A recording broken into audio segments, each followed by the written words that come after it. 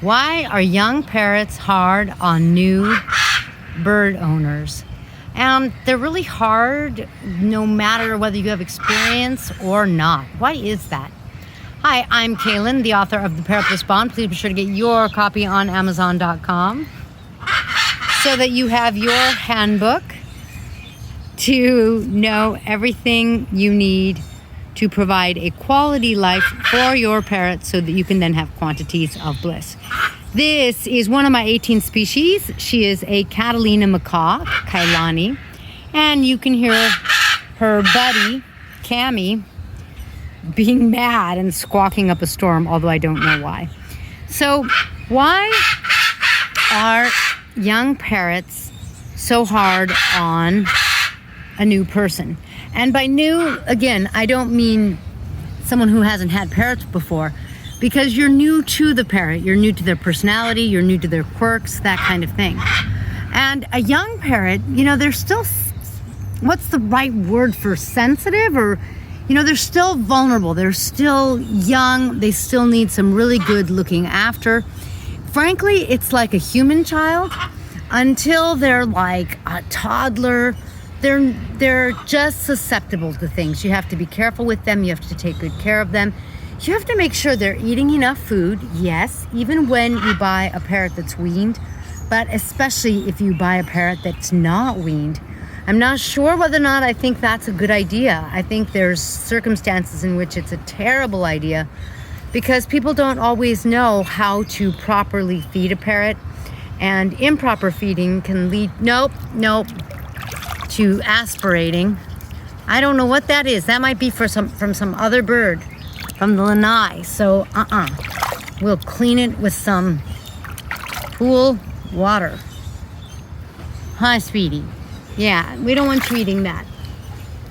But on the other hand, if you want to bond with the bird and you know how to really feed them from the start, then that could be a wonderful thing. Here's another one of my macaws. She's a Harlequin macaw, and this is Cammy.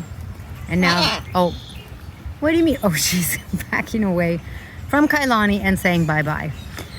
So it can be difficult because until you're used to your parrot and you're used to what they do, you're used to their behaviors, their quirks. No, sweetie, I gave you fresh water. Fresh water.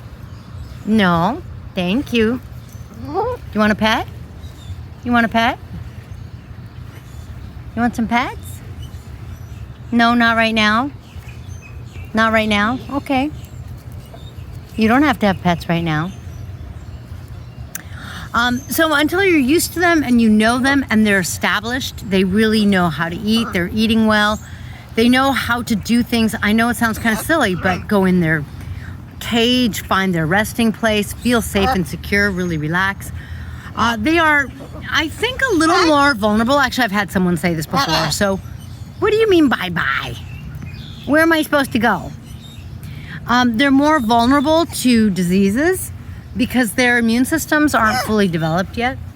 And it just can be challenging. They're not used to flying. They have to learn to fly.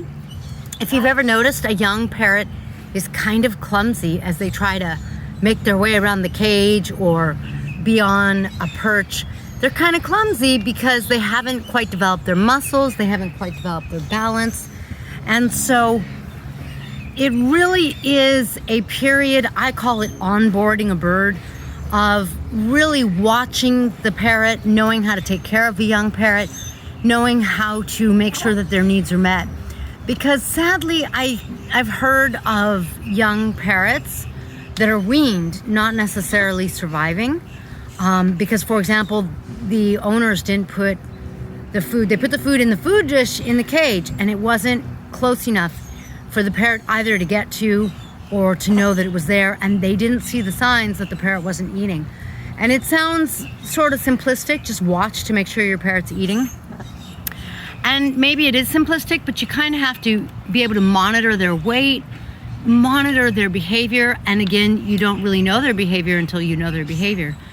So Bird Tricks has put a video out on a similar topic, and I thought it was such a good topic. I've done it before. I thought I would touch on it again because a lot of people get young parrots. Of course they do, especially species that you're not going to find in a rescue. If you fall in love with the species like a Cape parrot, a Kayik, a golden conure, chances are against you that you're going to find them in a rescue, and therefore you're going to get them young from a breeder or exotic bird store, and you have to know how to really take care of them. Frankly, even as adults, these girls are not sexually mature. They're young adults. Even as adults, they still need caring for. They still need watching. We have watched them carefully for over a year out here, out back, to make sure that they know how to safely fly. They know not to fly into the lanai or the screens, which are all around, and to make sure that they know how to avoid the water, or that they can get out of the water if they do fall in the water. So they're never out if we're not around, and even when we are around, we're constantly keeping an eye on them. We have cameras on them, we're watching them. And the whole point of this is that they can do things like she just did, fly back here. So, you know, your parrot always needs some supervising because they're not in the wild, and it's different for them. They're not fully independent, even when they are a pretty independent parrot. And so they do need a certain amount of monitoring, and young parrots, I'll say, just need more of that. So if you have a young parrot, the things you really want to look for are learn to recognize whether or not they're a healthy weight. You can see that in part by their crop. You want to make sure their crop isn't concave and looking empty. And you also want to learn how to touch their keel bone to make sure that their keel bone is not too thin, because that's a really good indicator that they're losing weight, that they're too thin. You want to probably have a gram scale so you can weigh them. If you have a young parrot, they should be gaining some weight, not necessarily at the same rate as when they were really young. When they're weaning, they tend to lose a little weight, but when they're fully eating on their own, they should recuperate that weight and really continue to gain a little bit of weight until they're an adult. So you can kind of tell from what I'm saying, there's a lot to watch for. You want to watch to make sure that they don't do things like fly into windows, and teach them how to not fly into windows. Teach them that the window is actually a solid thing. My parrots do things, I wish Cammie there would do it right now. They'll fly and kind of dive bomb, like she's going to go in the water, and then lift up, just like she's seriously showing off. So she's learned how to fly just wonderfully. She's a really good flyer. But when you have that young parrot, you want to really watch their flight. Now, a lot of parrots might come to you with their wings clipped. And if that's the case, you may want to work on trying to have them develop the muscles, because I have noticed that when I get a parrot and the wings are already clipped and I had no say, they just don't learn to fly as well as when they fortunately aren't clipped and they just naturally learn. When they aren't clipped, they just sort of open their wings one day and lift and start flying. And I have observed that the parrots who weren't clipped become more proficient flyers. So if your parrot is clipped, your young parrot, you might want to work with them by just having them learn to flap their wings, practice that, even though they're not getting necessarily that lift. Have them practice jumping so that they're trying to get some lift, so they start to develop those muscles. And definitely with a young parrot, start to teach them to eat those fresh vegetables so that you have a nice, healthy parrot that's getting some micronutrients in addition to their pellets.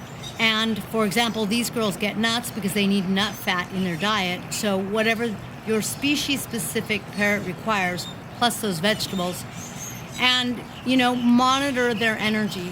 I like to say that a young parrot should be genki. That's a Japanese word that means really active, really animated, like a monkey. And I call parrots feathered monkeys because I think they are. They monkey around. You've seen these girls now. They were down by the jacuzzi, they flew to the wall, now they're on top of the umbrella.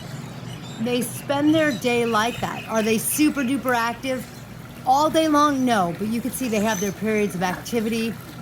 They could fly, they could stretch.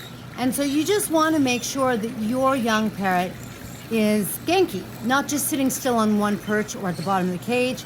You want to know what the signs are that your parrot's not doing well, and what the signs are that your parrot is genki, that things are good, your parrot's eating and developing well, so that you have a wonderful experience and a healthy, vibrant parrot that makes it to adulthood.